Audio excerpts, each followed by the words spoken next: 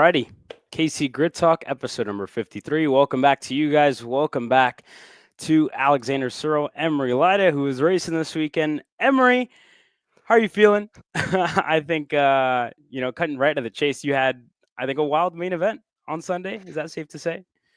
Yeah, it was a wild main event. It wasn't really a long one. I got about 4 laps in. Um, and then the last moments I had in the main event were upside down. First slip in a cart. Felt fine afterwards, actually. Like, I was ready to go. If my cart wasn't in 14 different pieces, I probably would have gone back in and driven around a few more laps. But as it was, definitely grateful to be all right. I think I've been really sore the last couple of days. Some routine tasks have become a lot more difficult, a lot more painful to do, but otherwise nothing broken. As far as I'm aware, my head's still intact. Suit made it out alive. Helmet has a few scratch marks on it, but nothing too crazy. And I think you ultimately, I lost a mean, shoe in the process too, right? I did. It wasn't from the flip itself. I was trying to get out from the cart. It was Uh, like pinned to the cart, and I had to crawl out from underneath it. So dramatic end of my race, but fortunate to be okay and definitely feeling it a little bit afterwards. well, it looks like you're doing a lot better than Alex because he got sunburned this weekend.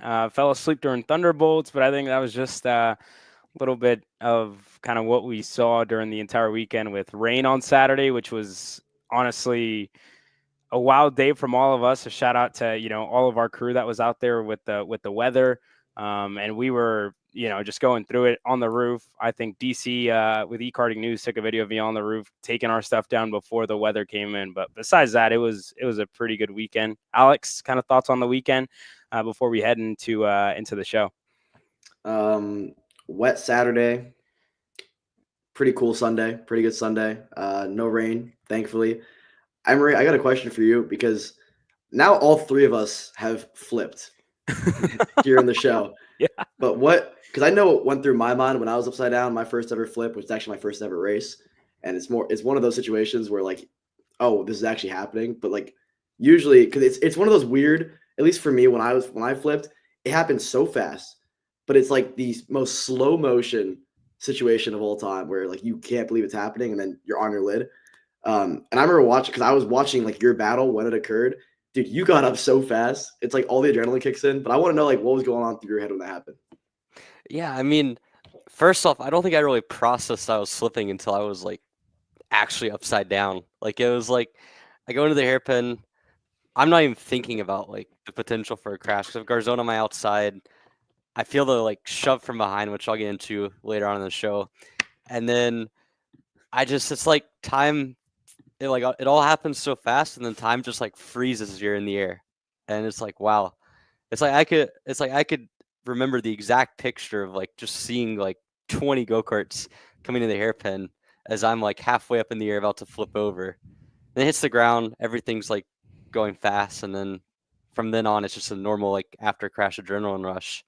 I mean, it was definitely a surreal feeling, not one that I particularly like love to have, but at the same time, it's kind of crazy, kind of cool. Yeah, I would agree. As you guys can see there on the bottom, this weekend was the biggest payout in USPKS history, which I think was good. And speaking of some of the drivers, the driver that's going to be joining us now, Gus Lawrence, it was the biggest payout of his career. First of all, Gus, welcome on to the show tonight. Thank you for joining us. I know it's almost midnight over where you're at right now, right? Yeah, it's gone midnight. It's closer to 1 in the morning.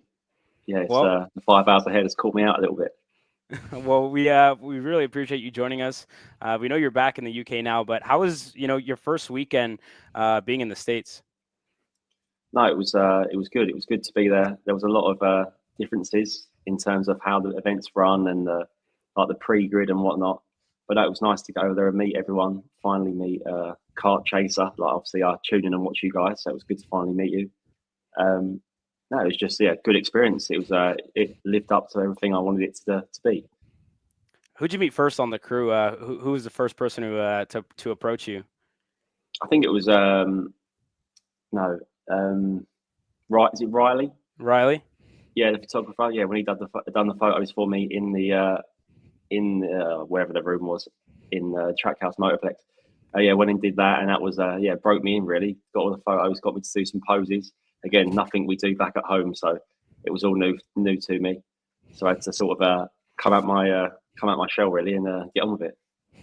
Yeah, it's good. Like that's the biggest thing for us, right? Especially when you guys come in and kind of getting you guys kind of stuck into what we do. It's bring you guys in for the media day, especially when there's new drivers, and then getting you guys kind of up to, because we're just guys doing our job, right? So it was pretty cool to see that.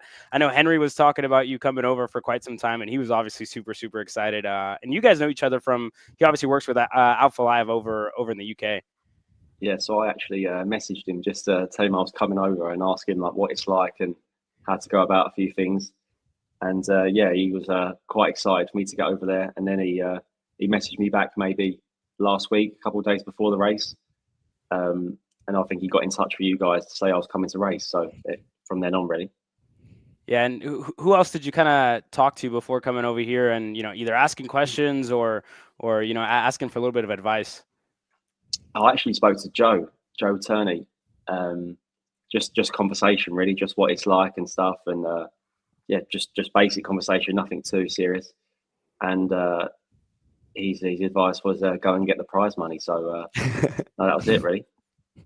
Yeah, and I mean, for finishing third and getting paid, I think what did we say? 2,700? Was it 2,700 and a set of tires? 2,500, I believe. So if you add the tires, you're got to call it 2,800. Yeah, that's the most payout I've received karting in all my time racing. So yeah, it was fantastic to be a part of, really. And obviously the opportunity to, if you won the race, to earn up to, is it $6,500? Yeah, fantastic opportunity. Yeah, and it'll like we were saying, like I think before the show, you only finished third and you got paid that much. Now I think it makes you want to come back a little more and either go out there and try to win whenever possible. But do you have any idea of the next races you're going to be doing over here in the States and how often you're going to be coming over? Well, I'm definitely back for the Ohio Cincinnati scooter race in 2 weeks. So I'm going next week for the test weekend, do some laps, and then get my head into the track, and then race at that race. So from what I've heard, there'll be more drivers, judging by the previous scooter race. So that'll be again another experience, new event. So see how it's run and how to go about it. So I wanted to get into the prize money more because I found it fascinating when I spoke to you after the main event, and I was like, dude, you just won like $2,000. Like, how do you feel? You're like, that's the most money I've ever won in my entire life. And I couldn't rack my brain around it because here in the States, like, we just do things better. So for a guy that's won multiple British championships, what's the most amount of money you won over there in England after you won the British championships? So there for the British Championship, £1,000 in like a voucher form, and then there's a one-off race we do every year called Kart Masters, and I won that in the senior X30 class and won £500, and then I came third in the senior Rotax category, like did double stint, and won 300. So, but that's just a one-off event, and that's class was a big event in England. That's similar to maybe your Miami Grand National or Supernats. Supernats, yeah. Yeah, Supernats is like everyone turns up for that. It's like full grids, double grids for everything, like 400 competitors, and that was it. So it's you don't get that opportunity often.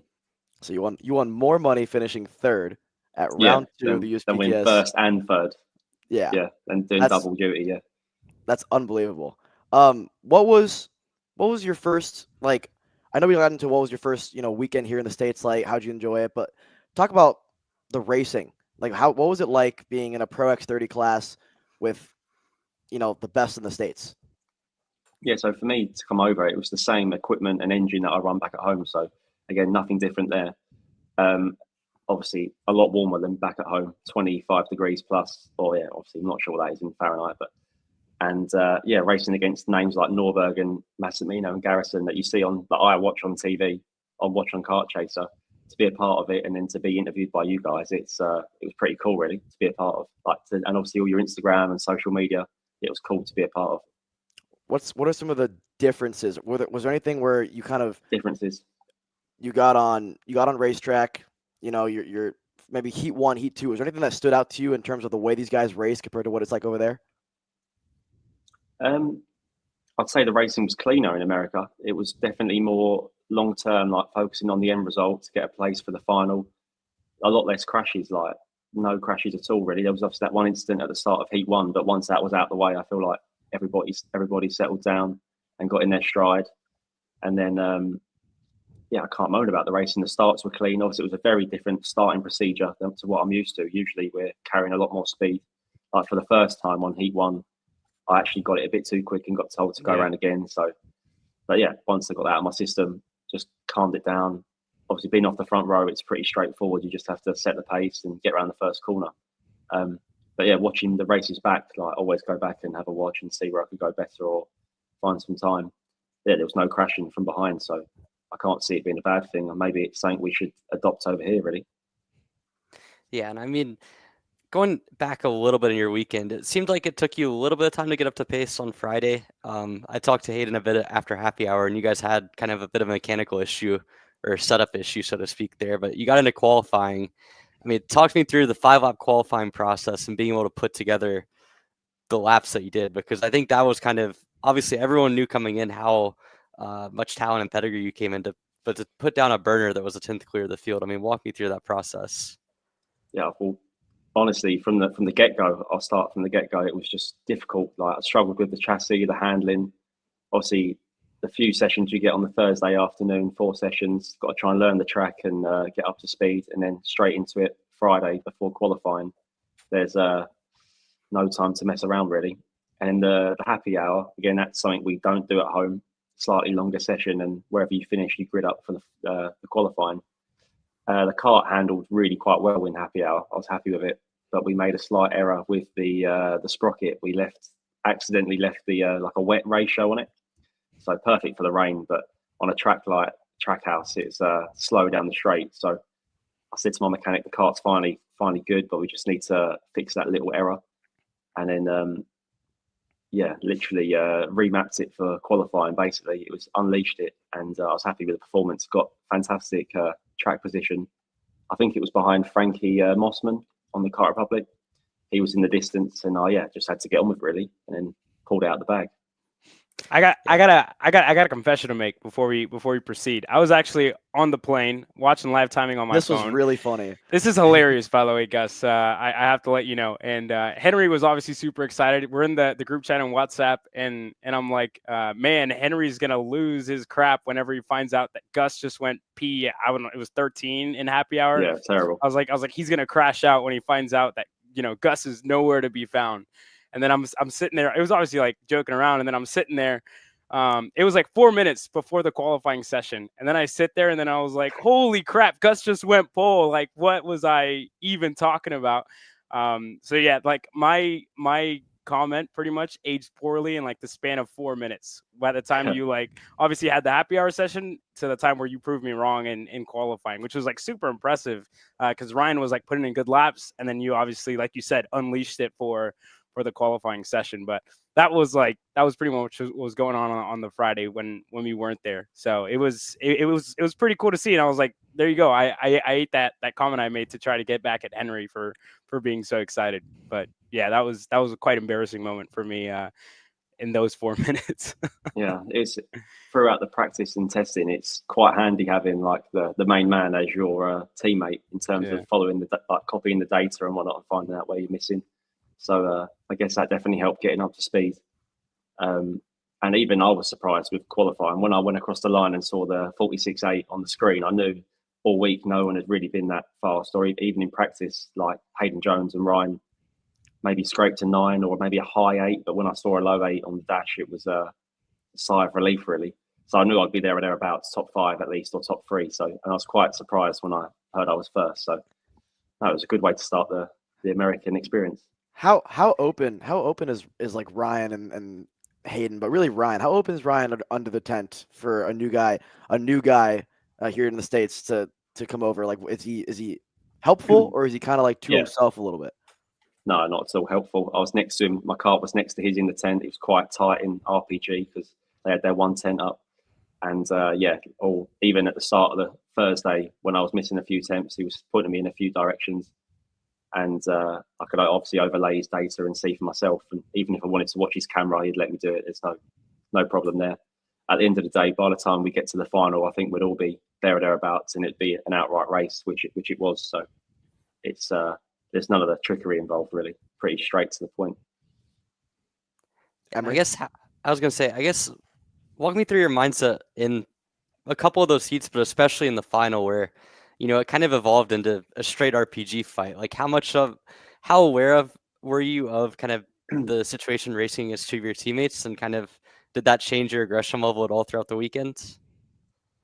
Yeah, obviously I know that how important it is to Mike Rollison to have like a RPG lockout and keep the racing clean and stuff like that. So obviously there would be none of the crashing involved. Definitely not like KA. So just obviously I had a sensible start, starting second, getting around the first corner, got past Garrison, and then obviously at that point caught up to Ryan. I probably had one lap to overtake him, but I suffered from quite a lot of aero wash, like understeer around that track, and in the final, a terrible amount. And I think that like halted my progress. To be honest, I got to him and couldn't get what I should have overtaken, or at least tried to do like a dive bomb. But again, I'm not sure how that would have planned out. But once I sat there for a lap, the front tyres were definitely overheating, losing grip, and that allowed Hayden Jones to get involved. And obviously, he had the same problem. He caught up Ryan, couldn't overtake him. So it must be a slight problem with that track. It's difficult to overtake. Even if you've got to be quite a bit faster to get in front. Is that something that you feel like translates to other tracks, or is that something that's kind of more trackhouse specific? Well, back in England, there's maybe only one track you see it that's that bad. Maybe not even as bad as that. So it definitely was new to me. I've never had it going around that. Is it the bowl corner? I'm not sure. Is it corner Turn turn four? Turn 4. Yeah, I was literally at the end of the race, just kept turning, and it wasn't going. And you can see the car in front gapping you. So there's not much you can do really there. And obviously you catch back up with a slipstream, you get to the corner and you understeer past it. So it's a bit, I guess once you get in that situation, you need to arrive at the driver, overtake straight away and get on with it. But as soon as you sit there, you've wasted of that. It's gone.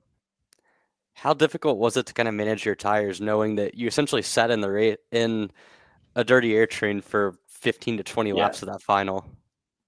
Yeah, the front tires, I was watching them when I was going around, like after maybe lap 4 or 5, when I felt like the kart was at its best and I could have overtaken Ryan.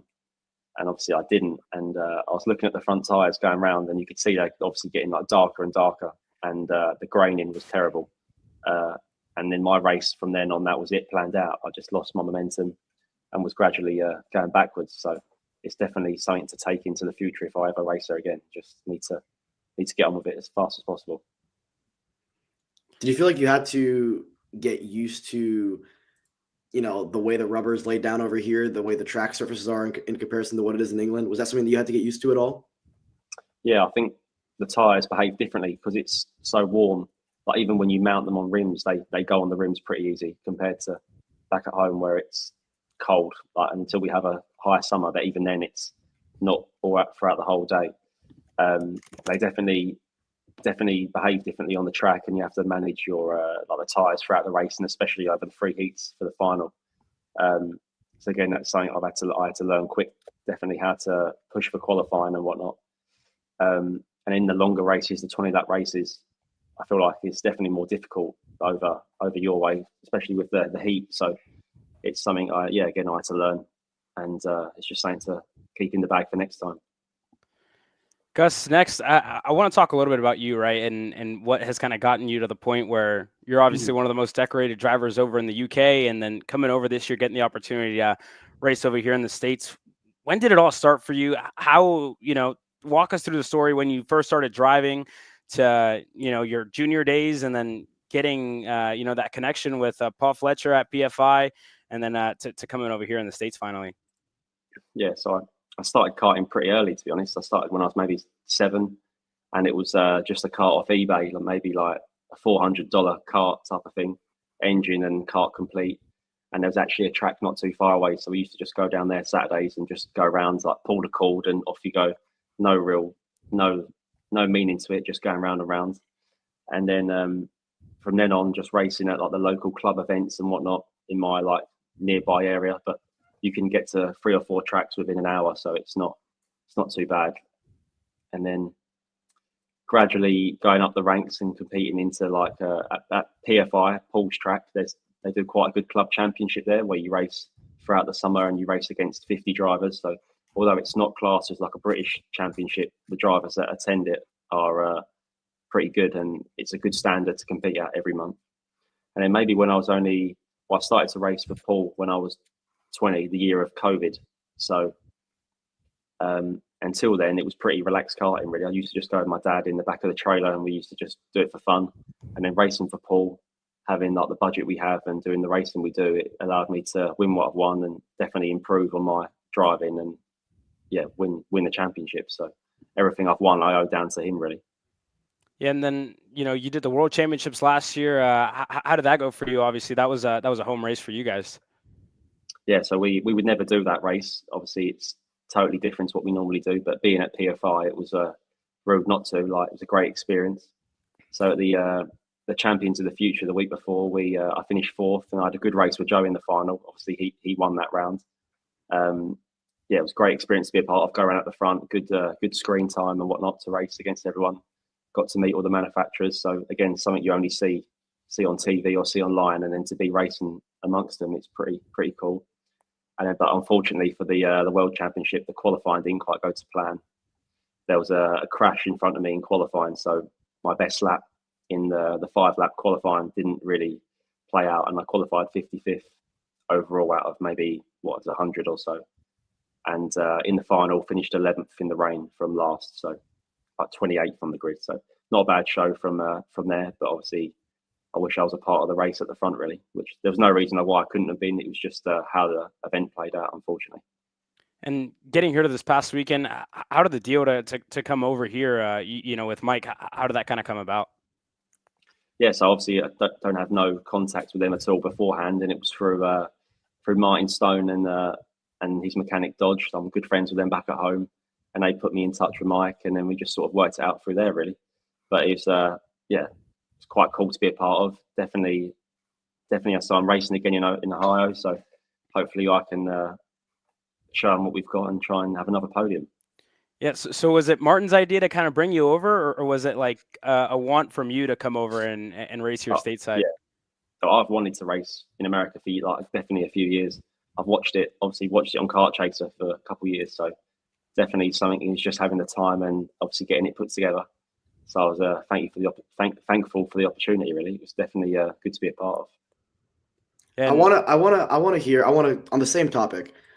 I want to hear from you, because I'm hearing it from a lot of people that majority they race in England, they race in just Europe in general. What is kind of the conversations like over there? Because it used to be 10 years ago, even longer than that, and really still to this day, I hear people in the States say, oh man, you got to go to Europe. That's where the competition's at. You got to go to Europe.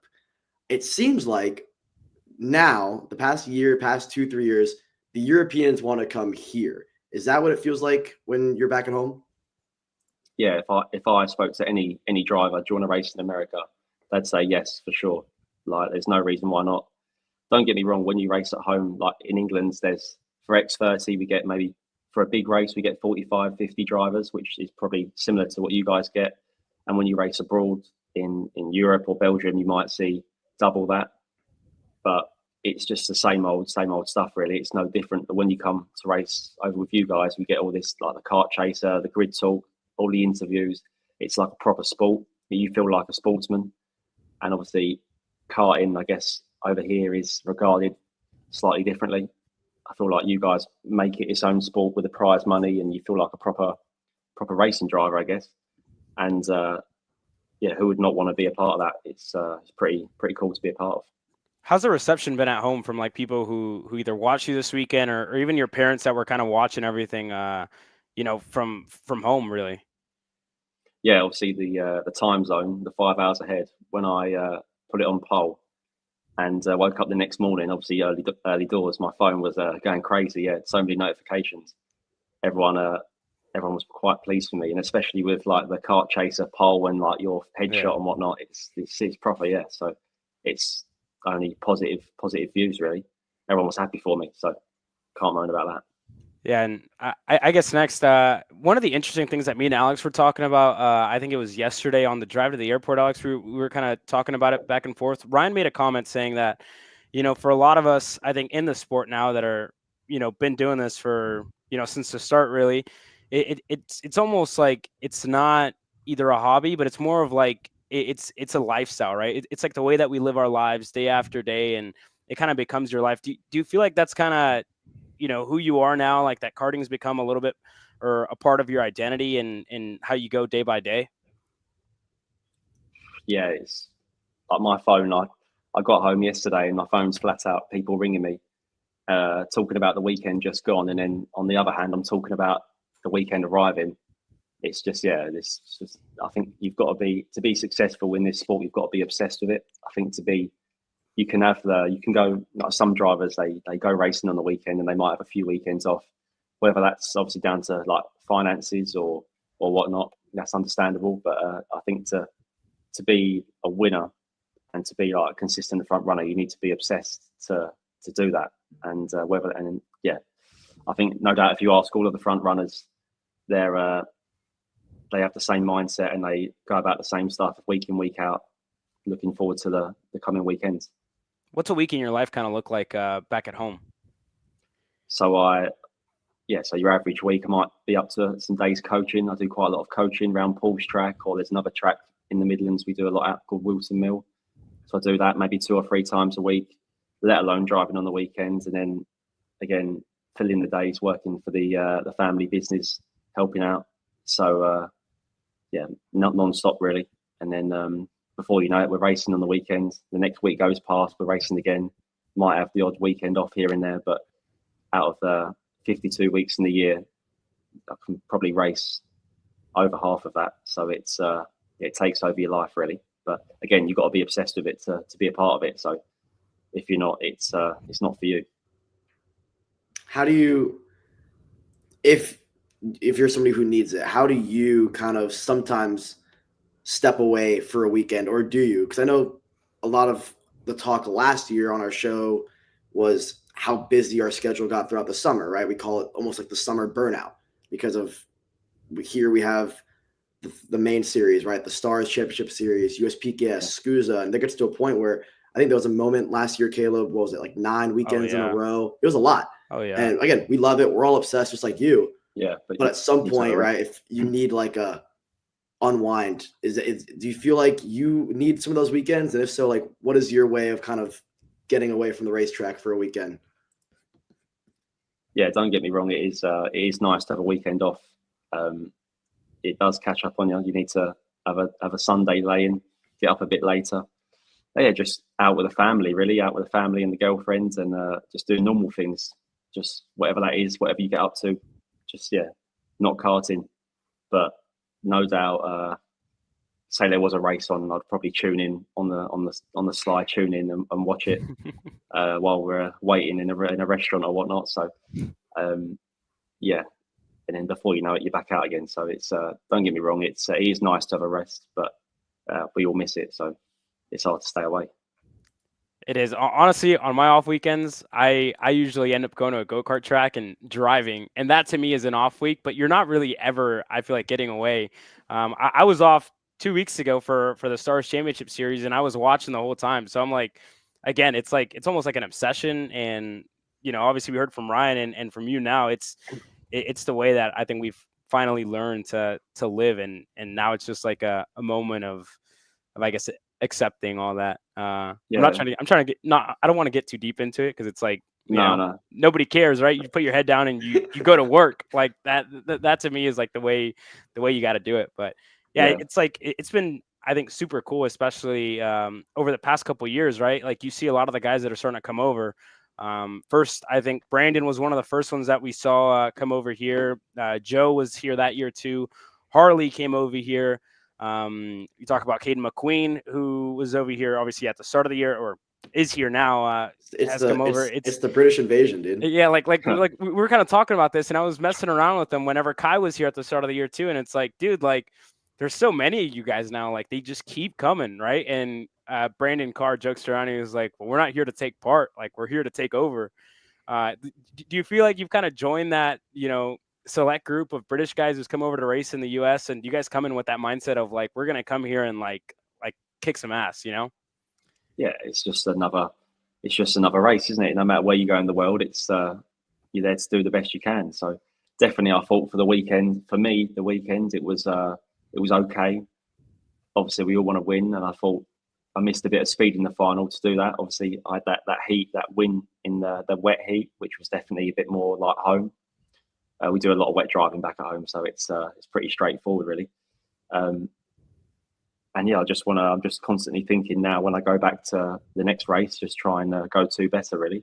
Obviously, it's going to be a different grid, hopefully more people, so a few more names to learn and learn how they race. So we'll see how we get on. Absolutely. I want to ask you about what did you feel like was the most unexpected thing coming to America? It could be on track, off track, in the paddock, outside the paddock, that kind of maybe caught you a little by surprise. How relaxed it is on the pre-grid. I don't know if it was just something at that track. There's all kids running around, there's families, mums and dads on the pre-grid. Back at home, it's like mechanic and driver, and that's all, and it's very, very quite strict. And the on the track stuff is the same. It's racing, it's bumping and bashing, and clean. It was quite clean, to be fair. But just how relaxed it was off the track, it was very different. It was unexpected. Obviously, we put the carts down outside just outside, rolled them on. That's something we don't do. And then, just pretty chilled out. And I actually saw some other drivers working on their carts on the grid. Usually, you can only just do your tire pressures. Like that's more of a European thing. And they was doing quite a bit more than that. And again, it was just quite. I was actually pretty stoked to see. It was funny. But again, there's nothing wrong with that. Who decides the rules? There's nothing wrong with that. As long as when you go out, it's safe enough to drive. It doesn't matter, does it? Really? It's the same for everyone, so I can't see a problem with it. It probably doesn't help either. Hold on, Emery. It probably doesn't help either when myself and Alex are, talking to you. I think there was a couple of times on the weekend where I was like, "Hey, like, can you rate my English accent?" And I was asking you like a bunch of stuff. So I don't think that helps your level of concentration either before you kind of get into the race. And then we obviously step off like 5 minutes before whenever you guys are getting ready. But even then, it's like camera in the face. You go back. Next driver. But yeah, to me, like I'm like, we're probably not helping these guys either, like in their level of focus when we're asking. You make it a relaxed environment. It's good. I don't see a problem. It's better than being all tense and everyone being quiet. I feel like it's better to have that. It's more relaxed and easy going. Yeah, I was gonna say, do you have a set routine that you kind of go to on the grid? Whether it be kind of like in a more strict environment or a more relaxed environment, or are you kind of more of a just fly by the way type of guy? No, I just keep it relaxed, and then again, another thing I'd say is different. Like they sit there with the engines ticking over. I'm not sure that in England we just sort of turn them on and drive away. You did that. Probably most times I did that. Yeah, I just get in it and go. I don't really sit there and hang around. I just get in it and drive. I was working the mobile camera, and I don't know if you remember this. It was like for the morning warm up before Sunday's main, and I'm filming everybody, and then I pan to you. Carts are rolling onto the track for warm up, and you're standing up. And I thought it was the funniest thing ever. And I'm like, what is he doing? Is he going to wait a couple of laps? And then sure enough, the last go-kart rolls by, you hop in, start it up, go. Yeah. Is that a superstition, or is that just something that you're just used to doing over there in Europe? I just habit. I just do it. Yeah, I don't know why. I don't really sit there. You start fiddling and getting uncomfortable. You just get in it and go. When you drive, whatever's in your mind's gone anyway. It could be freezing, snowing outside, and it doesn't matter. You can't feel your fingers until you stop. You feel the fingers, so you just get on with it, and whatever's in your mind clears. So I'll just hang around, and then when it's time for the green light, you just jump in and go. Really, yeah, just habit. What I've always done. That is wild, because for us, the 1 minute board goes up, and that I think is the universal sign for us here in the States. That's when you fire up your engine and you sit there, it turns on, it warms up, quote unquote, and then whenever they let you go out on track, you go out on track. But yeah, that 1 minute board goes up and everybody's like, engines are fired. Taking over. I couldn't believe the smoke. Turn over your shoulder and you can't see the car behind you. Yeah. No, I used to be the same way, Gus, in terms of like I did not like to fire up my engine early, even get in the kart early, like to the last possible minute. Until I had a qualifying session one time. I didn't warm the engine up. I didn't start it early, and then the kart didn't go. And so ever since then, I've been superstitious about it. As soon as the 1 minute board goes on, I got to be like locked in, ready to go, because I don't want to miss another session. But I was gonna say, like in general, we talked about on the grid. Would you say in general the pit, I guess the paddock sort of mindset here is more relaxed, chilled out than it is in Europe, or would you say it's kind of more isolated towards the grid? No, it's relaxed. Like, especially from what I saw the weekends, it's like there's families on the grids, like saying good luck. Like even a few of the other parents' dads that I met, the other drivers' dads that I met, sorry, wishing you good luck and how was that and how you finding it. I can't see it. Obviously, everyone wants everyone to do well. So, but there was no one trying to psych you out or not. It was relaxed. There was nothing bad about it at all. I feel like you see more back at home. You see more people, like if you do well, they're not happy for you to do well. So definitely not what I experienced over your way. Yeah, and I mean, working with RPG, working with Mike, you guys had a number of drivers under the tent. We talked about kind of the relationship you had with Ryan and Ryan kind of helping out, but how do you assess Mike's operation as a whole and kind of seeing the junior, the senior drivers? Because there's a lot of people in the US that would say that this is kind of the most full-fledged karting team that we have in terms of junior operations as well as senior and pro operations as well. Yeah, so obviously it's quite a big team. That they said to me this was a small outing for the team the weekend, only having like 13 or 14 drivers. He says at the next one there'll be another 10 maybe. So even that's a big team back at 14 drivers is a big team back at home, let alone 25. So it's sort of split up into different areas. So like the seniors, one guy, Alex, runs out the engine builder, and then the juniors was run by Joni. And you sort of just report, everyone's in their own division. You just sort of report back. And then if you need something spares wise out the truck, you might see that guy or go to Mike. And it keeps it sort of quite composed and relaxed. No one's running around like a headless chicken. Everyone knows who they have to see. And like Ryan does his data Ryan does the coaching with some of the other seniors and maybe the juniors if need be. Everyone knows what's going on and where they need to be. So it runs very well. There you go. I couldn't fault it. Well, Gus, we're at the end of our time here with you, and good for you. So you can finally get some rest and rest up after what's been a long weekend. But at the end of our segment with each of our guests, we give you guys a moment to promote yourselves a little bit. What you guys either coming up in the UK, where we can find you on social media, and whatever you want to share. Really, the floor is yours. Yeah, so I don't know what to say really. So I race back at home in the British Karting Championship. My Instagram is Gus Lawrence Racing. Hopefully you'll see me over in the States soon. I should be back in Cincinnati, and we'll see how we go from there really. But thank you for having me, and it's been a pleasure. And it's been a pleasure having you on. It's been a pleasure as well talking with you all weekend. I know all the guys were excited about it. Henry was obviously super excited. Yeah. But we really appreciate you coming on the show, and we appreciate you for joining us. Yep. Have a good night, guys. I'll see you soon. Yeah, we'll see you in Cincinnati. Well, there you guys have it from Gus Lawrence joining us, and honestly, a great conversation with Gus. Super cool to hear, how he got to this past weekend, when we're seeing him soon. Coming up next, we got a little bit more coming your way. We got a debrief of the Carolina Grand Prix, and I think you guys are going to want to stick around for that. So we'll get a commercial break on our side, and we'll be right back.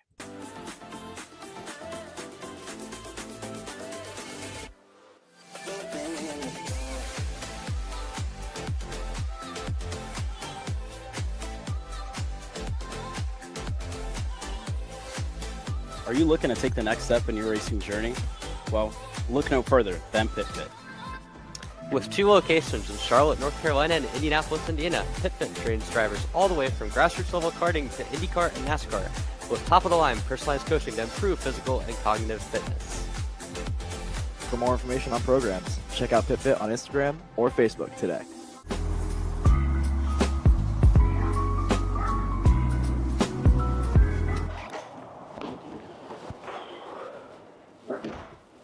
Hey, what's up, Caleb? What's up, Brandon? You sound defeated. A long day at the office? Yeah, got stuck at a cat food marketing meeting for like 3 hours. I don't know a thing about cat food, and I don't even work in marketing. And then I got sent on a coffee run like I was some sort of intern. Man, at the end of the day, when I want to go get gas, I just realized everything is so darn expensive nowadays, man. Yeah, you got that right. Like, do you have any idea how much we're spending on Netflix? It's like $20 a month. Do you know how much we're spending on cable? That's like $50 a month. But you know what isn't expensive? Tell me. Kart Chaser Premium. For only $9.99 a month, you can watch all the American karting action live from coast to coast. Subscribe and become a member today.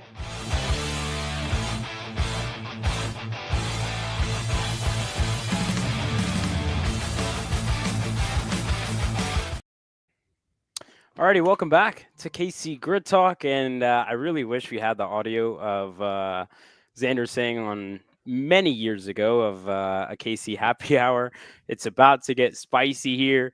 Not really, but there is a lot of talk about this weekend. I think running through it first, let's talk about the track camera systems and the officiating this weekend, because in all reality, I thought that it really went as smooth as possible. I really think they did the job they were supposed to do and improved the officiating as a whole. And from my side, I have no complaints. I thought everything was handled, the way that it should have been. Didn't hear any complaints as well from customers and racers. So as a whole, I think this is a huge step forward for USPKS. And I think, we were talking about last week, how do you come into a new weekend with a new system? How do you implement it? And I think they took the task at hand and really knocked it out of the ballpark for weekend one. Yeah, I mean, I gotta say, I'll start here. I was in the conference room quite often. You and I both, Caleb. Yeah. Whether we're adjusting audio or whatever it may be. Going up to the roof 8 times. A lot more than 8 times. Yeah. But again, all mainly because we had to keep making sure everything's okay with how much it rained on Saturday. But every time I walked in there, Blake was hard at work, looking at the cameras, assessing penalties. There is no question that they were constantly using those cameras. So from that end, I can tell you that they were being used. If anybody's questioning whether or not they were just implemented for no reason, I promise you they were being used. This is probably a weekend that I come home from with the least chatter about officiating, which is a positive. Right? No news is good news, because usually every weekend you hear somebody complain about something. And yes, I'm sure if I walked around enough and I asked around enough, someone was mad about something. It's never not going to be that way. But this was the least amount of talk that I've heard about officiating in quite some time. And so for USPKS, I got to give my kudos to them, right? Because they listened after, last season even into Daytona this year, and to implement the system and to use it properly, and seemingly it's made it better. Awesome. And so again, just another step in the right direction, along with, we already talked about it last week, the prize money. I mean, Gus Lawrence has won the most money he's ever won in his whole career, finishing 3rd at round 2 of USPKS than he won for the British Championships and Kart Masters combined. So that's crazy. Yeah, and even then, talking to Blake on Saturday night, he was saying that they had no protest Saturday, and he said it's because our guys were making the right calls, and it was all about track officials would call stuff in. Blake would go back and look for it back at the obviously back at the race control, quote unquote, with the camera systems. He'd go back, look at everything, review it, and he would hold the scale line as long as he needed to, so he was sure of the call that he had to make. And that to me is, hats off of doing it right, and hats off to the entire crew that was on site as well, calling and making the calls, because it showed that, with no protests on Saturday, that they did a really good job. And like you said, there was no noise coming out of the weekend, like there's been in previous, weekends or previous years, if you want to say. Yeah, and I think one other thing too is for it being a first weekend, the implementation was really smooth. Oh yeah. I know they mentioned in the drivers meeting. In my opinion, Blake was maybe a little bit pessimistic on we'll use this as we can. We're gonna try not to hold you guys for too long. We know it's hot. We know that it might get excessive in the scale line, but they were really efficient when it came to the holds. Weren't more than maybe 4 minutes for the heats, and then I think it held a little bit longer in the main event. But altogether, the scale line holds weren't unreasonable. Like you mentioned, I felt like quality of decision making on the officiating was through the roof. Like, I think for anyone that says the video review doesn't help, if you're talking about like the first 5 or 6 guys and the battles that everyone has eyes on, yeah, sure, maybe it's the same, but you still have the chance to go back and see what happened in those incidents and kind of like go back and review it. And I think that being able to see through the field, being able to watch multiple times and kind of not having to just instinctively trust everything that you see is a game changer for officiating. And the implementation of it, the staffing of it, like, there's going to be some areas where they're going to be more efficient. There's going to be some areas maybe where they optimize the placement a little bit better. But in terms of the quality of implementation and the overall effectiveness of it, I thought this was a banner first weekend for USPKS. And I know that the previous show I mentioned that kind of how half the battle was the concept of getting cameras, the other half was the operation of it. The operation for me was stand up. And I think we saw the results of that. Like Blake mentioned, very few protests. And again, it's because if you got a penalty, chances are there was a reason behind it, and there was a well-grounded reason. That being said, before we get into the driving stuff this weekend, I know Emery's waiting on that. Prepared, I think, a good little collage of onboard stuff. But before we get into that, let's talk about the rain racing this weekend, because I think that was the first time, or I should say second time, because we've seen it in Miami Homestead quite before, but nothing like that. And you heard kind of chatter from the pits, talking to Paulie, talking to James, saying, that they shouldn't have raced with that much rain, with that much hydroplaning. And then talking to Blake, saying, that was boat racing. Emery, I don't know if you were a part of that, or if you missed it with the dry session before. So I hit the lottery that I was in the A group. And so both times we finished our heat race and immediately the downpour started. The second heat was probably the craziest thing I've ever experienced, because first off, and I'll get into this in a little bit, did not have a good second heat. I was in a bad mood. I crossed the checkered flag. I'm thinking I want to make sure I get to the scales as quickly as possible. And I look ahead of me, and mind you, like, I have not seen a single raindrop on my visor. I look ahead of me and I see 5 carts go off the track in turn 1. I kid you not. I get to the corner, I tap the brakes, and it's just like a complete downpour starts. And the whole like in lap was absolute, like, probably some of the heaviest rain I've ever driven in. And like there were guys going off on every corner. I think I probably drove about a 1:40 in lap just to make it back to the pits. But like the first storm was chaos.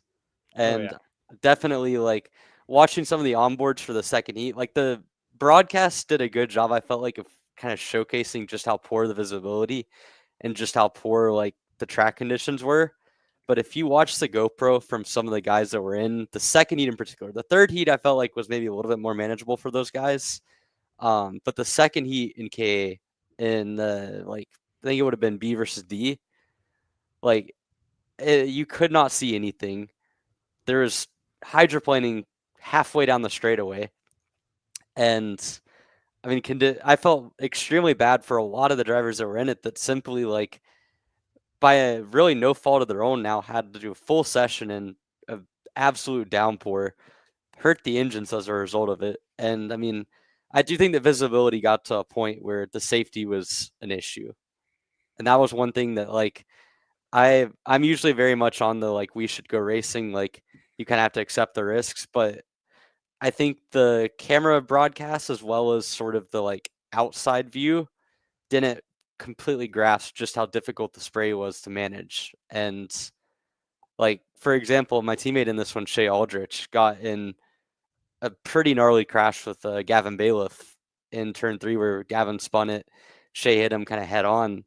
And like, if you go back and watch the video, there was no way Shea could have seen him. The spray was that bad. I think like that's just where you get into the visibility concerns, you get into the hydroplaning concerns. And as much fun as it is to watch that kind of racing, I do think that there was legitimate grounds for that being unsafe.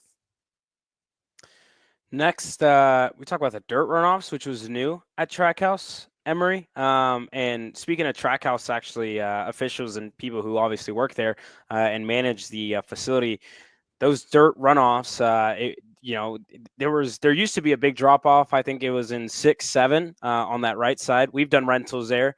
I think all of us have. I've done them with Emery. Myself and Alex have done them. You go off a lot in turn 6 and 7 whenever you do rentals, which creates a huge drop off from the rumble strip to down to which used to be the dirt. It was just a huge drop off, whatever, and they were tearing up chassis, etc. So they added that dirt to kind of cover that up. And as the weekend went on, drivers were going off the track in turn 6, bringing that dirt onto the racetrack.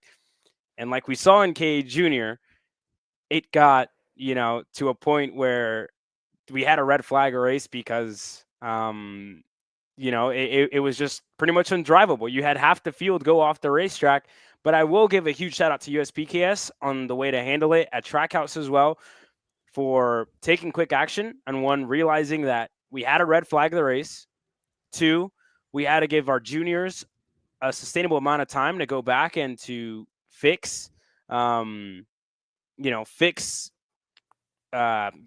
and whatnot, damaged parts, and put them at the end of the day to give them enough time and to give them a full race under conditions that were drivable. So I think for that, obviously there was problems with how it played out, but I think moving forward, we know the solution for a problem that's obviously a fix for Trackhouse when it comes down to rentals, and a huge shout out to USPKS for the way to handle that situation and give them, a full race under drivable conditions.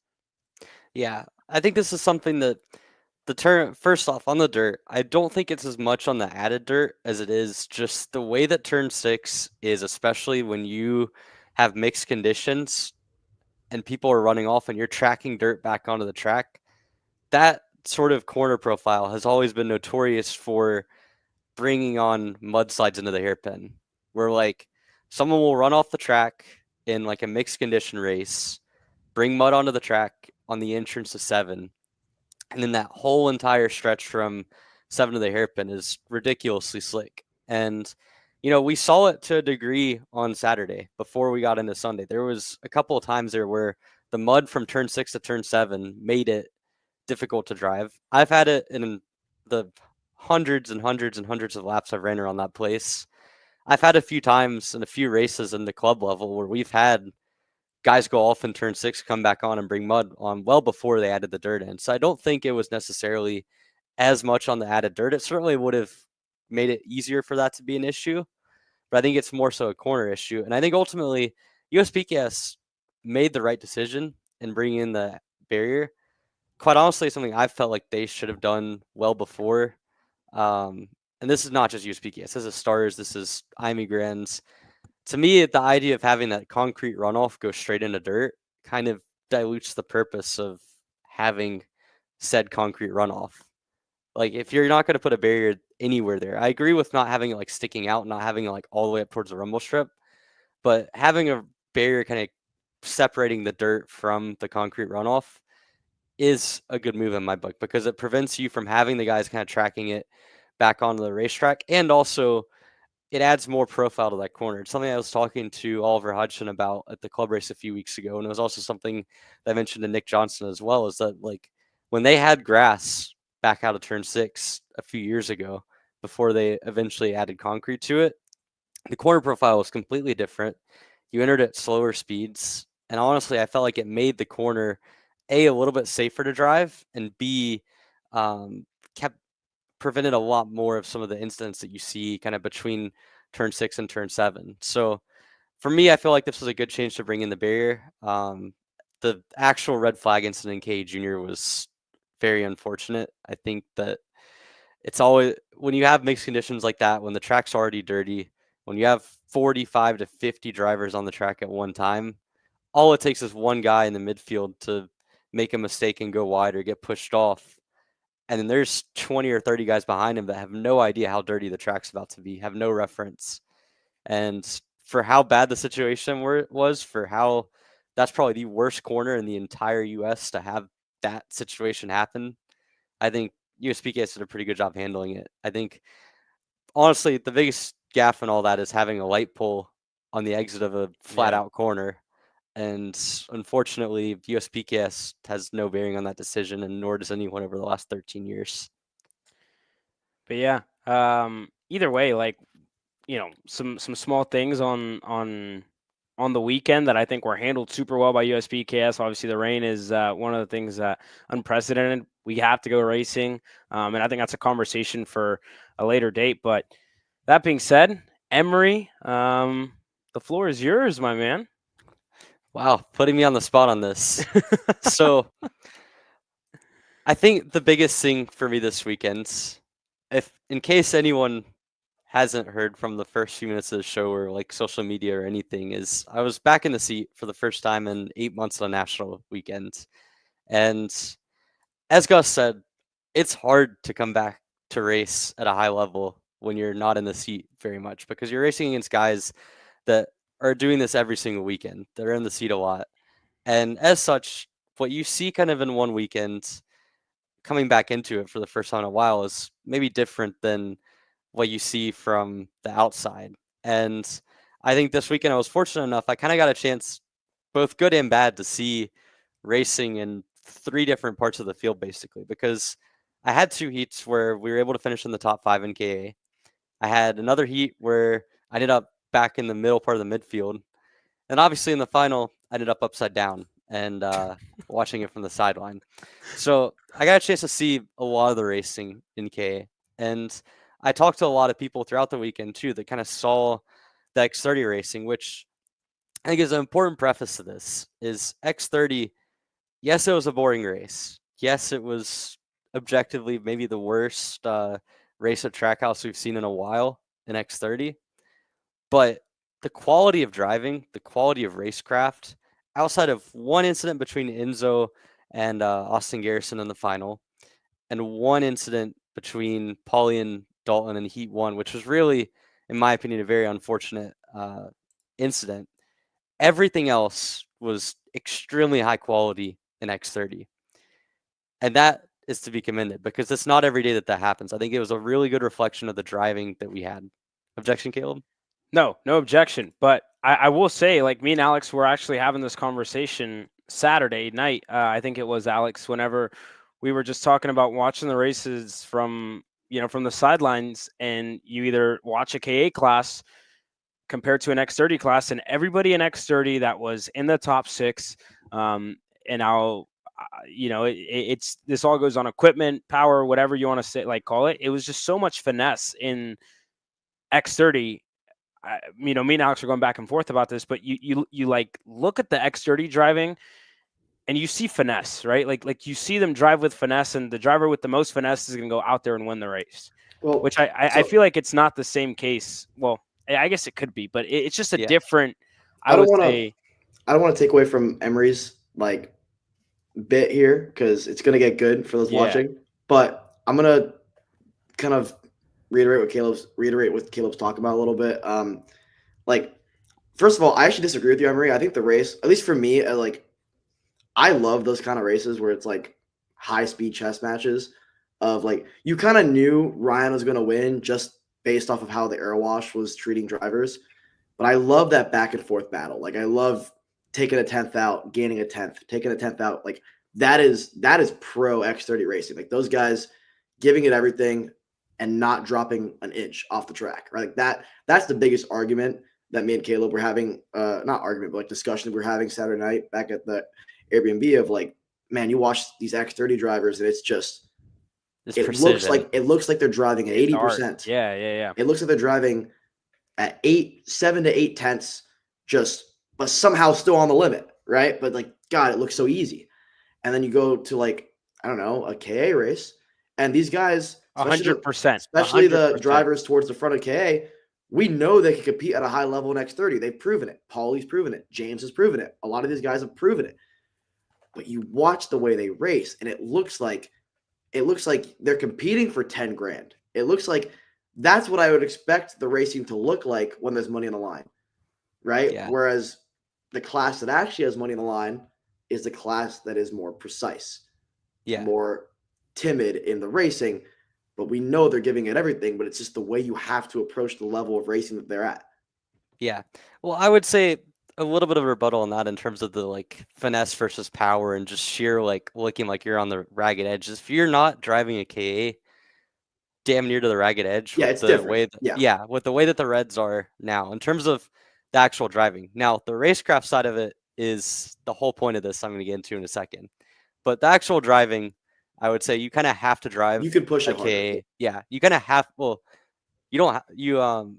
It's not just that you can't. You kind of have to because otherwise, like the way that the roll speed works, it's hard to get away with pushing under the limit. There's guys that can do it. There's guys that can drive a K and kind of be really chill with it and make it work. But you kind of have to be able to push it on the edge more than X30. And also, there's more wiggle room with it because you have a lower power band. You're carrying less entry speed. The acceleration is less. There's a lot to it. But ultimately, the coring discussion, we know Pauly, Overbeck, Gafera, Lemke, high quality drivers. They can run towards the front in X30. They're going to run towards the front, obviously, in KA. And they put on a great show this weekend. I thought the final between the top 6, we had an entire 18-lap chess match between those guys for the most part. And there was only maybe really one incident I would call anywhere near sloppy driving. It was really just Caleb trying to make a move into the double rights on the last lap, which wasn't a bad move. It just maybe wasn't the most, I guess, clean, if you want to say. I won't even say clean. It was just kind of a little bit clumsy in a sense. And like nothing against Caleb. It was a good race from him. It was obviously last ditch effort. But as a whole, like the racecraft quality at the front of the K field, very good this weekend. And in the heat races, I thought that was very much apparent. I had a lot of good races. Where it started to get a little bit hectic is when we went from these front guys into the midfield. So let me start this back. I always forget that it auto plays as soon as you add it to the stage. So for context, this first clip and this first sequence of clips was from Heat 2 of my weekend. This is me running at the time in 6th position, about to be 7th. This is Mateo Pappas. A little bit of a nudge into the bowl. I would say this is kind of like, this is, by the way, not, as a preface this entire segment, this is not me coming at any of the guys that got into me, that I saw in this video, whatever. Because individually, this is not an individual. This is not a Mateo issue, not a whoever issue. This is I think that the driving standards in the K midfield is the big reason why K has the reputation that it does and what's preventing the class from maybe being seen in a more positive light. And this is starting with Mateo. This is the only time Mateo gets featured in this. It was a little bit of a questionable move here. Then into the hairpin, this exact same lap. Got a bumper from behind from Steven Eisert, which if you play this back, you'll notice that I come to the hairpin and I'm getting pushed left to right into Mateo's bumper, which then causes my pushback to be deployed. Getting a pushback for this, and Steven not getting a pushback, not ideal. This is kind of, I've said it before in the show, when you have a system where arbitrary contact can get penalized and some doesn't, there's no fundamental rhyme or reason for it. And I know you can say that you can protest a pushback and you get one protest or whatnot, but fundamentally, first off, protesting is time out of my day that could be better used doing other things. We could be looking at data. We could be going to the car chaser booth. I could be getting pizza, whatever, instead of filing a protest. Second off, with the way USPKS works, at this point, I had a 5th place in my first seat. I've shown top 10, top 15 pace all weekend. Do I care about finishing 12th versus 15th in a USPKS race? Not really. But if it's going to be the difference between possibly getting on the podium or getting a top 10 and not, I'm going to try to keep that pushback protest penalty. And so I have to eat a 3-second penalty in the heat race and take on what happens to me here where we get into it. And then I come into the corner and my pushback hits my tire, goes straight on, lose another 2 spots from it, just from the front bumper touching the tire. So that pushback and kind of the pushback system more or less penalized me for getting punted by another driver.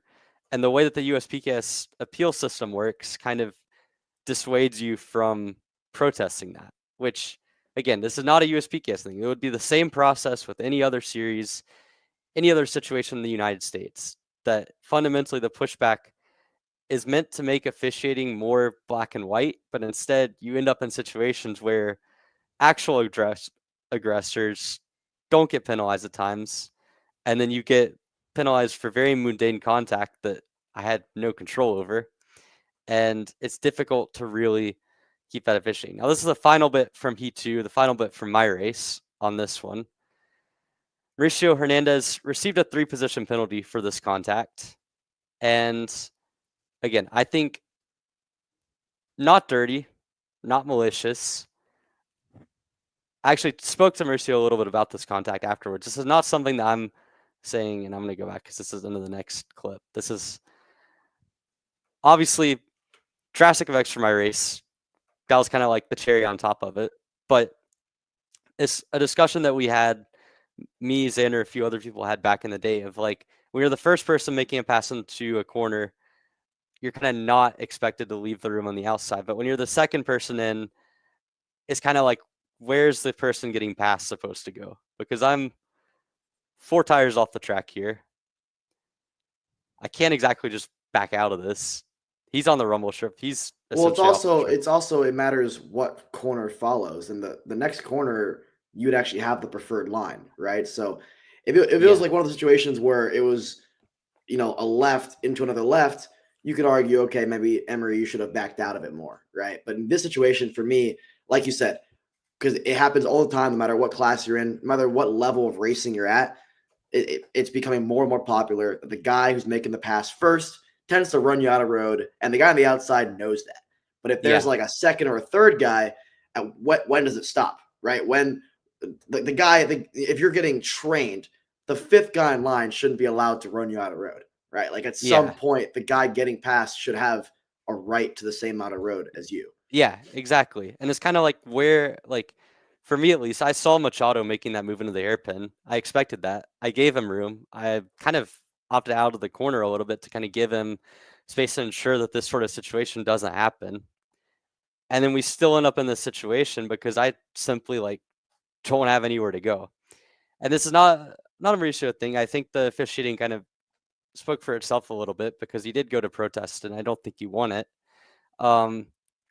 But ultimately, it's just one of those things where it's not dirty, it's not malicious, it's not him trying to be a bad driver, but it's sloppy racing.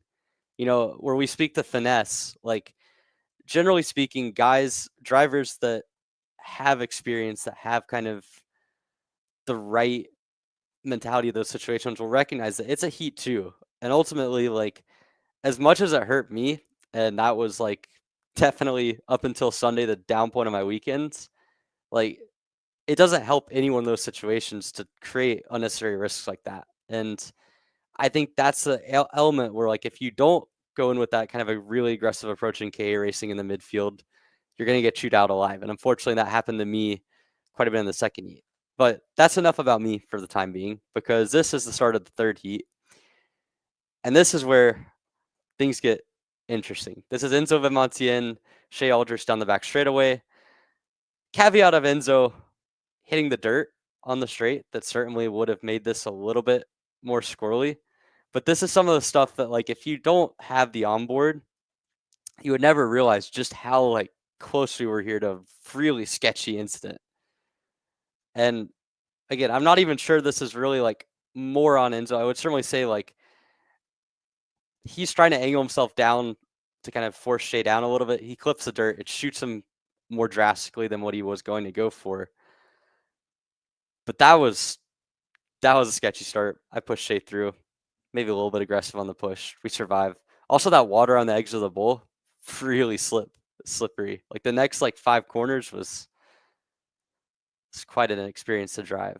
So this next one, though, another Shea clip, this time with Blake Nash. This is where Alex, Gill, I want to bring you guys back into this because I saw this in the moment, and man, I'm not going to lie. The whole rest of my heat race, as much as I was focused I think you have it paused on the perfect spot. And I'll let you run the clip and I'll let you talk about it. And again, all this is prefaced by like this is not a I'm singling, one guy, right, versus everybody else. Like, no, this is and I think Emery, you put it best, but I think another way to kind of word this is the biggest reason as to why when I have conversations with people at the racetrack of, well, what's the biggest difference between X30 and K100 Senior? And for me, you have to look at, well, speaking with Gus on the show, speaking with Gus during the weekend, and even in the green room. And I'm using Gus as an example because he's a guy that is new to the States. And what did he say to us, guys? He said it was some of the cleanest racing he's been a part of, talking about X30. He wouldn't have said the same if he was racing a K100. I feel like watching this weekend, though, it wasn't even just K100. Like, I saw this in Mini Swift. Like, that race, honestly, from a viewer's perspective, like, I thought that race was, like, super entertaining and super awesome. Was the driving in that race, like, the cleanest and the best? No. There was a lot of wrecks.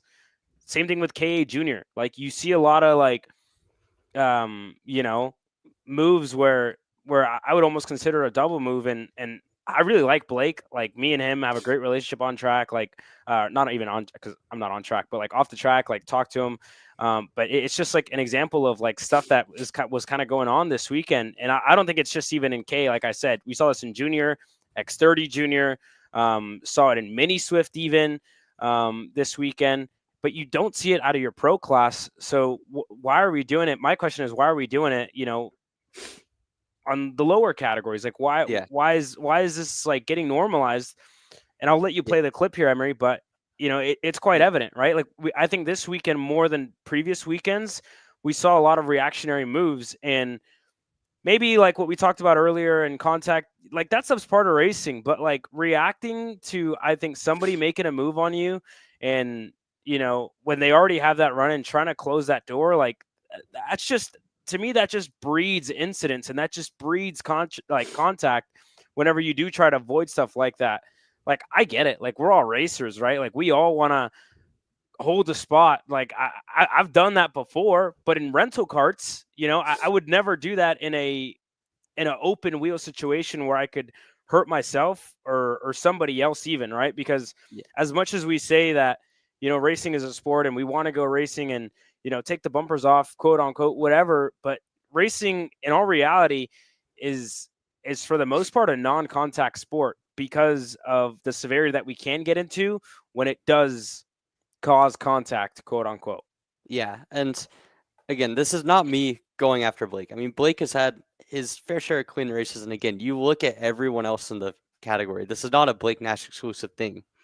However, I will say on Blake's front, like, Blake knows better than this. And quite honestly, it hurts him as much as it hurts Shea.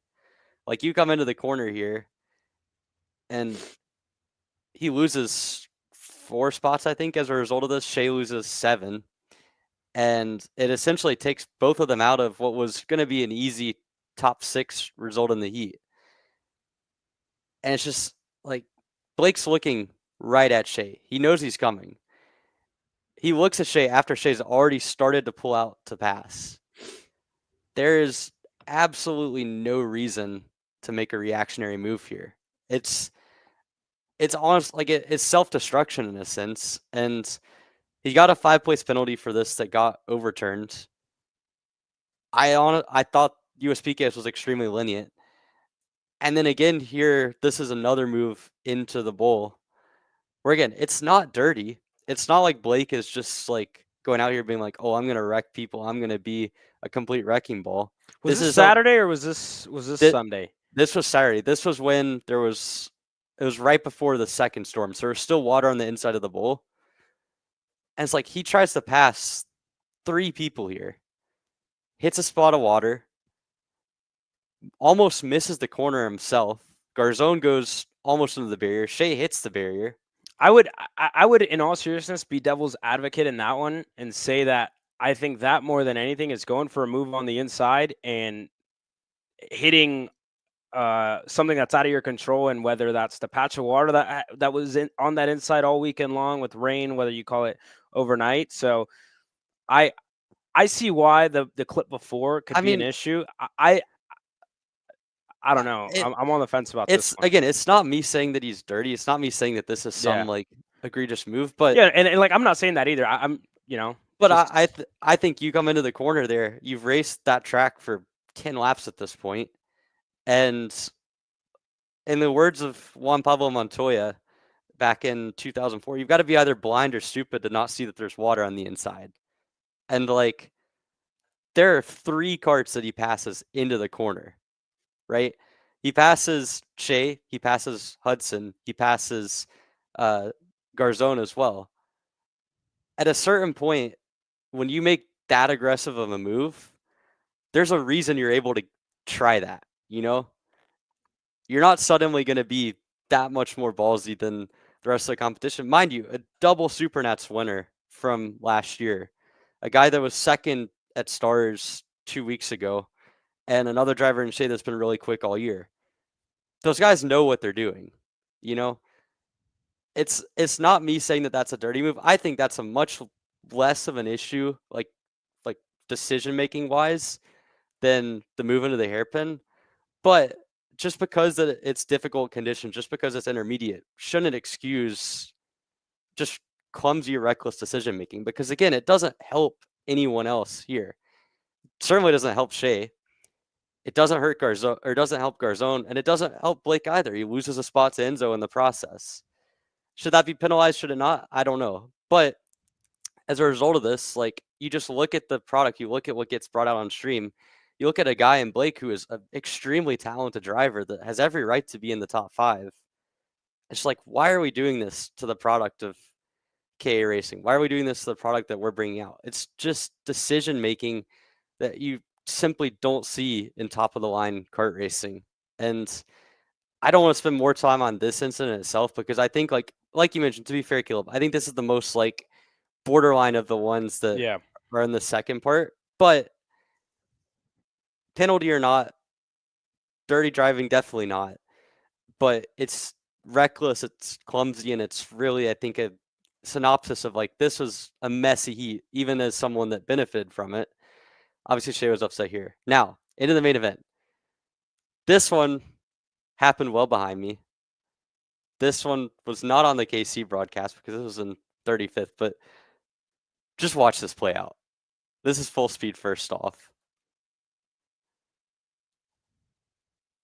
It's Gavin Bailiff's on board.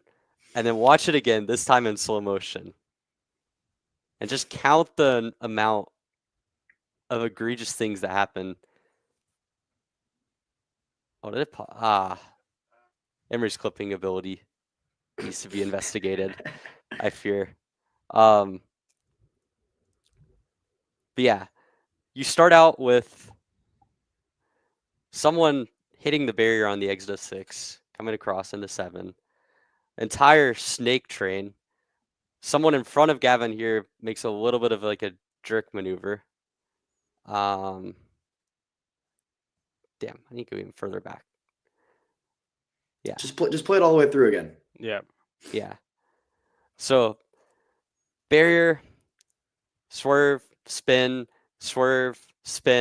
across. And given this was opening lap as well, right? I think it was yeah, I'm pretty sure this was the opening lap here.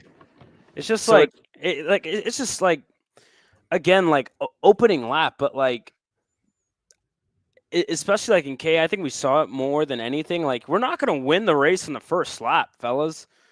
Like 11 laps, it was 12 lap heats, right? It's desperation. It's desperation. Like, it's like, I just don't get it, right? Like, and I'll go to the point in saying that, you know, like, KA has been one of the classes that brings in numbers, that brings in drivers to come and race, but like, it's kind of hard to, I think, in some ways, like, either talk about it or try to promote it as much as we want to because of just what you see. And I think, you know, this specifically, like, having this much like desperation driving like in that first lap and around, right? And obviously Gavin gave us his video, but like it's just like a little bit of a view of what you see from like either swerves, people driving over on top of each other. It looks like an all-out war zone. And the biggest thing that either now, like to coach drivers, is like, go out there, and as long as you don't crash, like you're gonna make up 10 spots like that.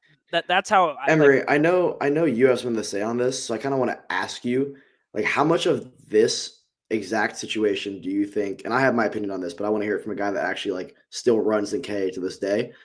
How much of like a situation like this do you think is due to the fact that maybe we're just like sending too many Ks out there at once or too many carts at once? I think it's absolutely an issue. Like, and I know this is something that Xander's been a proponent of. It's something that I've talked about in the past. Like, when you have 50 carts in a field, first off, on the officiating side, as much as the camera is going to help, as much as I think they did an amazing job this weekend of getting penalties throughout the field. And again, there was a driver that was in front of me in the scale line after I flipped that got DQ'd for a swerve that, respectfully to him, was not in the top 30 pretty much for most of the weekend. And they still caught that and were able to DQ him for that. That's where having cameras and whatnot helps, but you're still going to miss a lot of stuff throughout the field just simply because there's 50 carts out there. But moreover, beyond that, beyond the officiating, the racecraft side too, at a certain point, you get back in the 20s or the 30s and you're 20 seconds off the lead after 7 laps. There comes a point where drivers just stop caring and they start just racing full on recklessly. I think the top 8 to 10 in KA tend to have extremely clean races for the most part. You'll have races here or there like Orlando that devolve into some absolute messes. And I think the junior category is a bit different on this. But for the most part, the senior class tends to have respectful racing in the top 10. And I think when you get to see the split heat races where there's 25 to 27 carts, it's not always the cleanest racing, but it's a step more clean than what we see in the main event, where you'll be lucky to have a field retention rate of 80%. So you're, in other words, saying 20% of the field's going to DNF this race. That's just not healthy for the sport. When you can count on 2 hands the amount of drivers that made it throughout the whole weekend without a single crash, that starts to be unhealthy. And I think it's okay to, in my opinion, it's okay to send 15 or 20 drivers home a little early through a DQ process. And I see Ariel's comment on this. And I will say, like, there's certainly a mix of that where the quality of drivers is different, right? Where you have guys like Pauly or Overbeck racing with guys that, let's face it, have never shown up to a national event before. But at the same token, a lot of the guys that are in this field are perfectly capable of running at the front at national events. Blake Nash, who was offender number 1 on the video, as much as I hate to say it, was clearly talented enough to race X30. We've seen him on the podium at national level X30 races. He gave Mateus Morgado the biggest challenge of anyone at the Rock the Rio in 2023. Like, Blake is a talented driver. Sebastian Garzon, who is about to be featured in my flip video that was mixing up in the midfield, double Supernats winner from last year in junior. Enzo Vidmontien, top 5, top 10 pace all weekend in X30. The talent of the drivers that are also part of the issue, to me, extends beyond just it being a pro versus no pro driver thing. I do think it's part of the issue, but you dilute the quality of racing a lot when you add in double the amount of people in the field. I think it makes the main events absolute mayhem, and it's something that could be at least mitigated to some degree by having an LCQ and not being afraid to send a couple more people home, because ultimately, like, that's the reality of it. Yes, you can race 48 to 50 drivers around Trackhouse, but is it going to make high quality racing? No, not in the slightest. Oh, Alex. For me, right, going back to what Ariel said, and I think he's not wrong, right? Like at some point that's a factor, but we're not helping that factor by also having 20 more carts in KA versus what we have in X30. And like naturally that's going to happen because it's a little bit cheaper of a class to run, and there's just less guys that want to run X30. It's more of a daunting class. But when you allow for so many karts to enter a main event, you're increasing the risk of something like what we saw with Gavin Bailiff happen, where as you get further, and this is the same for any class in any point of racing, no matter if it's karts, cars, no matter what, as you go down the order, you get towards that midfield level, and there are so many drivers that are in that midfield category. And when you, instead of starting, let's say you started 30K, you start 50. So now instead of the guys from 15 to 25 are in the same level, you start 50. So now you have the guys from 15 to 35, 15 to 40th running within 2/10 of each other. You just added 10, 15 more go-karts to that midfield pack. You're just adding to the chances of a squabble. And that is just what I think that sort of wreck with Gavin Bailiff tends to happen once or twice a weekend. And it's, I think, partly due to, like, we're just sending too many guys on the racetrack. Like, yeah, Trackhouse could hold it. Newcastle could hold 80. We've seen it. Should we? No, we shouldn't run 80, right? Like, it's just one of those things where I think at some point we have to understand, like, listen, we got to start sending a couple more guys home. Like, it's just, it's unfortunate. Like, none of us want to say, like, hey, like, you're not going to make the main. Like, I'm sorry, but, like, we can't. At some point, there's got to be a line. You just can't manage that many, right? Like, you can't, I think, keep that many in check when it's like 55, 50 or whatever. So I do see that point kind of being made. And I also do agree with, the next comment by Ariel, right? Like 50 tourneys in a KA or X30, and you don't see that happen. And I think it's just the way that drivers have been bred either. But I think now, like, more than anything, there's just, I think, a lack of awareness more than anything, right? Like, either not checking our shoulders enough, and I don't know. You know what I mean? Like, I haven't been a part of a KA race, so I couldn't tell you what it's like. But to me, more than anything, as a spectator, as somebody who's been in the sport for 5 years now, like, it just to me seems like there's just a little bit of lack of awareness when we do go out there. And I don't want to dwell too much on this topic, so we're gonna move forward here as well with the next clip that Emery has. I said after the final, keep it moving, pal. This is keeping it moving. So this is the lap before the incident on me ending up on my head. Again, this is to add a little bit of context. I come into the hairpin. This is, at the moment, this is battling for, I believe, 8th on the racetrack at this point. So we're up in the top 10. We're having a good race. I go to my inside, go towards Enzo. Enzo covers it off late, which I think, like, not as bad as Blake's move on Shea. That's one thing. He's still ahead of you, obviously. So, like, yeah, that's one where it's like, it is under braking. It is already, like, into the braking zone. In my opinion, it was a little bit of, like, a unnecessary move because, again, like, I was not aggressive on the brakes. If I ship it into there, he goes straight. We both go straight. Should I have done that? In hindsight, knowing what was going to happen to me the following 2 corners in the next lap, maybe I should have. But it's one of those things where it's like, I can't be too mad at Enzo for that because it's a fair play. He defended the position. Oh, yeah. It's a clean move. It's clean. It's not going to get penalized. But it's like, you kind of throw both guys at risk, and I made the wrong decision not to be more aggressive there.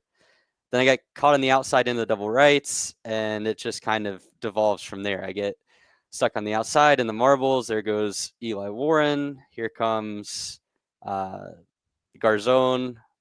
Then I get caught on the outside again.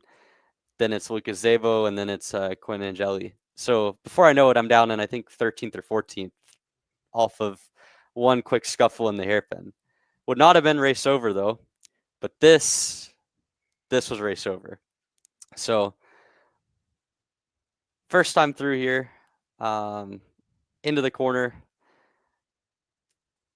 I honestly did not know what happened to me until I got through here. But I get hit from behind. There's Antoine Lemieux directly behind me. And unfortunately, which you'll see from the next clip courtesy of Jared Clark, Sebastian Garzone was on the outside into the corner. And poor Sebastian had nothing he could do because first off, I was down as inside, fair play. My rear wheels are off the ground before I get to the corner. And then at that point, I touch rear tires with Garzone. It spins me this way. I'm on top of his front fairing. And then the rest is history. Emery goes upside down. Emery flips. Get under the go-kart. Wish that never happened. Yada, yada, yada. Race over. Weekend over. That right there, I think, kind of proves my point a little bit. Because Antoine Lemieux, great driver. One of the best drivers to come from Canada. Sebastian Garzone, double Supernats winner. Like, these are not bad drivers I'm racing against. They're not midfield tier drivers, but you put them in a field of 50 in a situation where they've had a so-so weekend. They're trying to get through the field. They're trying to make moves. Desperation seeks in. And inevitably, there's a point where you're not going to be able to throw the book at them. You're not going to be able to, convince them not to be overly aggressive. And again, do I think that what Antoine did to me was that bad? No, it's no different than what Steven Eisert did in the second heat that was not even penalized. But because I had a card on my outside and because the optics of it were a little bit different, instead of me going wide in the corner, I get lifted up a little bit, spin over top of another cart, get flipped, and then suddenly it looks dramatic and could have been a red flag. So I think, again, it's messy driving.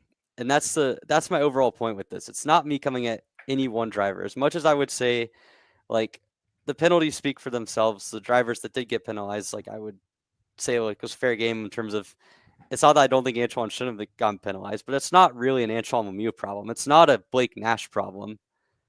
It's a KA racing problem.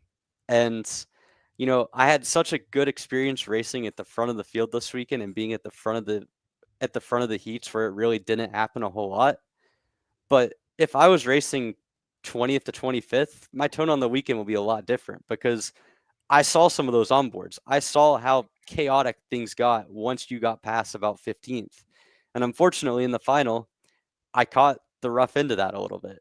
And I think there has to be a way to kind of work on this, whether it be smaller field sizes and just an overall, I think more than anything too, just bringing awareness to this is not a clean product. You want to know why KA racing isn't getting highlighted like maybe it should, is because this is not something we want to be showing to the Gus Lawrences of the world, to the guys over in Europe. And you can argue all you want about what should be a pro class, what should be an amateur class, whatever. But even taking aside the pro versus amateur discussion, this is not something, the quality of racing in the midfield is not up to par with what it should be.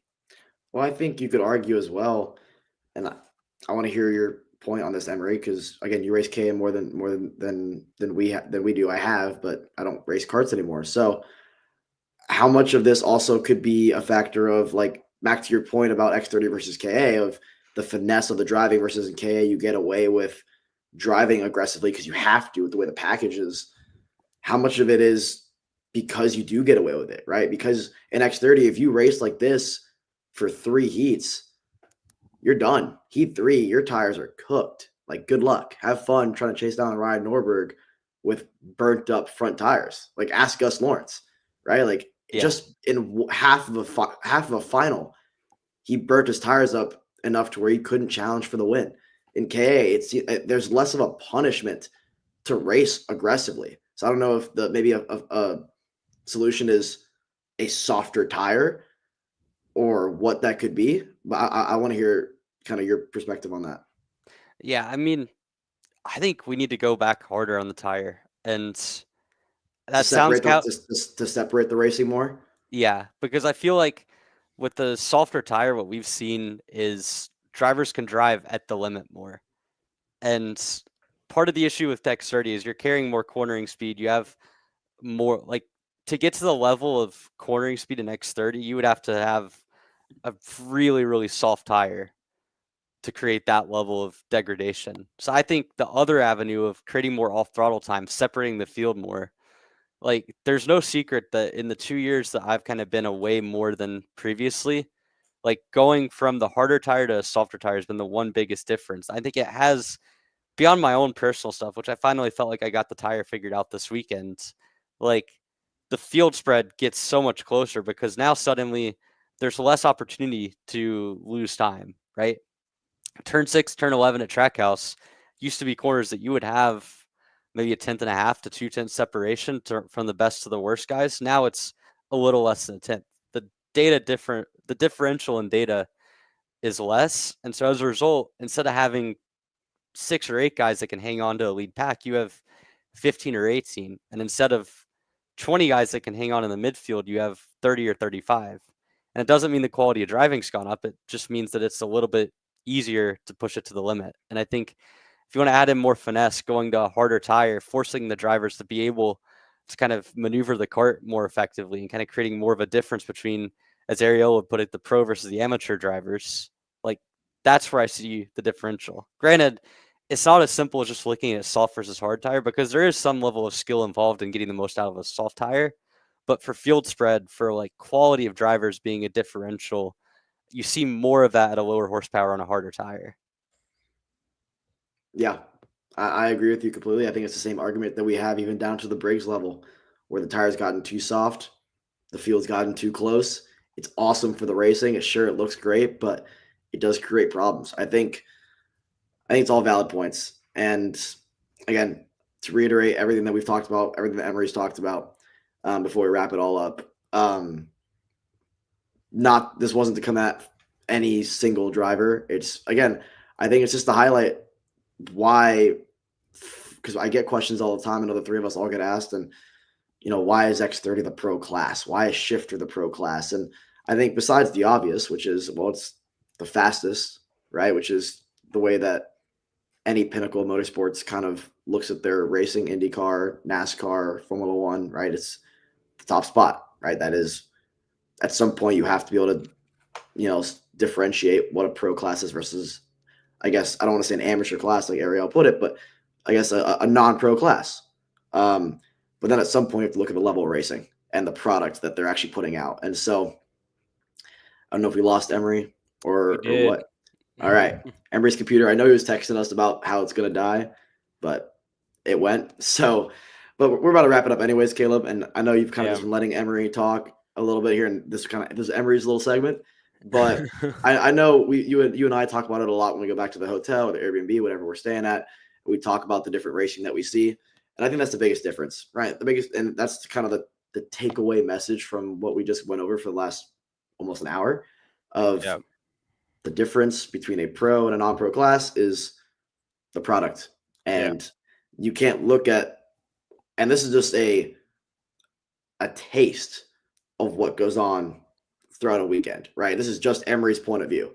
This is just the stuff that Emery caught, right? This is not even the things that everyone else experienced throughout this 50 kart field. So this probably occurred to 20, 30 guys. Some point in the weekend, they look at their GoPro and say, like, man, that wasn't the cleanest thing.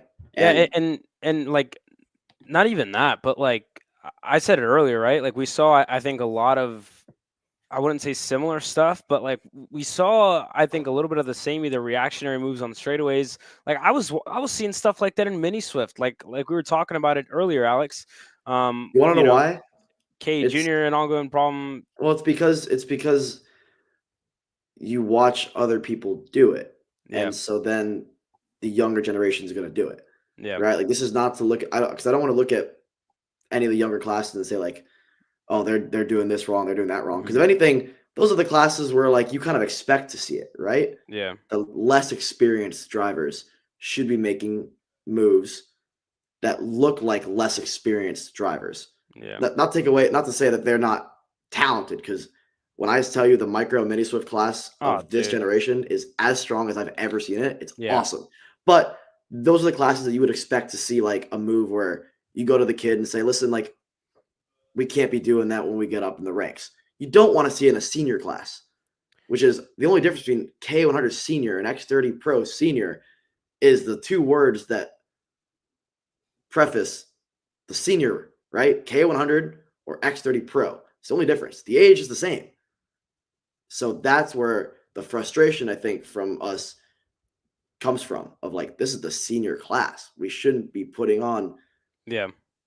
more of a lesser product. You should be trying to put on a similar product. And this has nothing to do with what we're trying to do. It's not us saying like, oh, give us a good show, because let's be honest, your K100 puts on the best show half the time throughout a weekend, right? We always look at the race and say, man, K100 was awesome to watch because of how chaotic it is. But from a driver's perspective, from someone who has been, at the Vegas level, and then now for Emery's level, for Emery's sake, who still races in K100 to this day, man, outside the top 10, it is a bloodbath. Like you are fighting for every position, every lap, and it seems like there's no time to relax. And yeah, that's part of racing, but it's almost like when you get beyond that top 5, people just stop. They lose the plot a little bit. It's almost like they start defending, and they aren't thinking ahead, right? And there's nothing more frustrating than watching, drivers defend for 10th, 12th, 15th, instead of letting the race come back to them like we would see the next 30 race. So this is something that we've talked about for months and months. And even I remember from last year as well, we talked about racecraft, right? And the product that other classes put on. And I think this is just, again, from Emery's point of view, but I think these are very good highlighted clips of, hey, this is a problem and there's got to be some sort of solution. USPKS can only do so much. Other series can only do so much to catch everything. And I think they did a fantastic job this weekend. License. That's a whole episode for another day. But there you go. That being said, Alex, I think that's the solution, right? Like, is that the direction we go into? Who knows? But like all in all, I think we'll make that its own show. That being said, I think that's something that we have to touch on in the coming weeks to really kind of look for a solution. And you talk about a point system, whatever. And we'll see. Like, there's obviously a lot of things in the way of something like that happening, and whether it's there's, in all honesty, there's a lot in the way of the license system kind of coming to fruition, but there has to be a solution, I think, in the near future. That being said, I don't want to end the show on like a Debbie Downer, like this weekend sucked, because it didn't. It was honestly super good to see the growth in a series, and the growth on the turnaround, like I said last week, of listening to feedback, listening to the customers, turning around and coming back and looking for a solution, right? Like, that's the best thing to see out of it. And we saw that from the giving back to your customers and the money aspect of it to your pro class. We saw that given back into the officiating side of it, which, people had been complaining about for quite some time, and they fixed that. And, quiet on the way out of there, no complaints. And, the ambition as well from the series, spoke to Mark Coates, I think it was Saturday, and he said, you know what, like, this is a good weekend, but it's a stepping stone. And, I want to have double next week, next round, like that. That's it. And I think that's exactly what we want to hear. And it creates a little bit of excitement as well going into Road America, right? I think it makes it exciting going into a new track, a different track, a series that wants to change on what's been, I think, the coolest schedule, one of the coolest schedules that's on the year. So it adds excitement to it, and a huge kudos to USPKS. Hats off to everything they've done it, and it really shows in the racing this weekend. So there you have it. I mean, another solution, like we said, right? Like, there's so many things that we can go into, so many things that we can change moving forward. But from us here at Casey Grid Talk, Alex, I mean, it's been a show and a half almost, right? Spoke to Gus at the start of it. Great conversation with him. We come into this, and again, nothing personal with anybody, but again, there's stuff that just has to be talked about when you talk about, what we are kind of expecting to see. I actually do. Some of the drivers. This is another topic for another show, but this is an interesting point that Ariel brings up, and I think this is something that we should put in our notes for a later show, because this is an interesting concept. We've discussed it actually, and like just as a crew, we've internally discussed like how this could kind of work out, and I think it kind of blends back to the licensing situation that you brought up, Caleb. I don't know. I mean, I just like, yeah, I'm not gonna get into it, but like, yeah, I think I just think it's an interesting topic. Yeah. Yeah, we'll see. But that being said, from Emery, who's not here towards the end, but for myself, Alex, everybody here at KC Grid Talk, we thank you guys for joining us tonight. We'll see you 2 weeks. We have a week off next week, so much needed. You guys need a rest from us as well. But yeah, that being said, we hope you guys enjoy your week off. Only Indy Karting Challenge going live this weekend out at Whiteland, K1 Circuit Whiteland. But from us, myself, Caleb, and Alexander Suro, Emery Latta, thank you very much for joining us. We'll see you in 2 weeks' time. Have a good night.